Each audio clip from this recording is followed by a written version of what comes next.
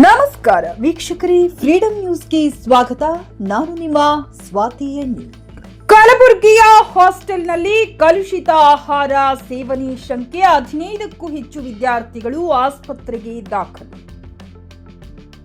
ಹುಬ್ಬಳ್ಳಿ ಕಲಬುರಗಿ ಜಿಲ್ಲೆಯ ವಿದ್ಯಾರ್ಥಿ ನಿಲಯ ಒಂದರಲ್ಲಿ ಆಹಾರ ಸೇವಿಸಿದ ಬಳಿಕ 15ಕ್ಕೂ ಹೆಚ್ಚು ವಿದ್ಯಾರ್ಥಿಗಳು ಅಸ್ವಸ್ಥಗೊಂಡಿರುವ ಘಟನೆ ಇಂದು ಶುಕ್ರವಾರ ಬೆಳಗ್ಗೆ ನಡೆದಿದೆ ಎಂದು ಅಧಿಕಾರಿಗಳು ತಿಳಿಸಿದ್ದಾರೆ.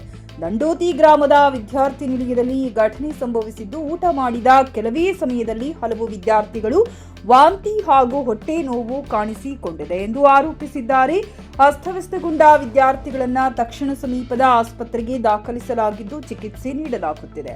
ಎಲ್ಲಾ ವಿದ್ಯಾರ್ಥಿಗಳನ್ನು ವೈದ್ಯಕೀಯ ನಿಗಾದಲ್ಲಿ ಇರಿಸಲಾಗಿದೆ ಎಂದು ಅಧಿಕಾರಿಗಳು ತಿಳಿಸಿದ್ದಾರೆ. ಘಟನೆಗೆ ಕಾರಣವೇನು ಎಂಬುದನ್ನ ಪತ್ತೆ ಹಚ್ಚಲು ವಿದ್ಯಾರ್ಥಿ ನಿಲಯದ ಕುಡಿಯುವ ನೀರಿನ ಮಾದರಿಗಳನ್ನು ಸಂಗ್ರಹಿಸಿ ಪ್ರಯೋಗಾಲಯಕ್ಕೆ ಪರೀಕ್ಷೆಗೆ ಕಳುಹಿಸಲಾಗಿದೆ. ಕಲುಷಿತ ನೀರು ಅಥವಾ ಆಹಾರದಿಂದ ವಿದ್ಯಾರ್ಥಿಗಳು ಅಸ್ತವ್ಯಸ್ತಗೊಂಡಿರುವ ಸಾಧ್ಯತೆಯನ್ನ ತನಿಖಾ ಅಧಿಕಾರಿಗಳು ಪರಿಶೀಲಿಸುತ್ತಿದ್ದಾರೆ. ಇದರ ಜೊತೆಗೆ ವಿದ್ಯಾರ್ಥಿ ನಿಲಯದಲ್ಲಿ ಬಡಿಸಲಾದ ಆಹಾರದ ಗುಣಮಟ್ಟ ಹಾಗೂ ಅಲ್ಲಿನ ಸ್ವಚ್ಛತೆ ಮತ್ತು ನೈರ್ಮಲ್ಯ ವ್ಯವಸ್ಥೆಯನ್ನ ಅಧಿಕಾರಿಗಳು ಪರಿಶೀಲಿಸುತ್ತಿದ್ದಾರೆ.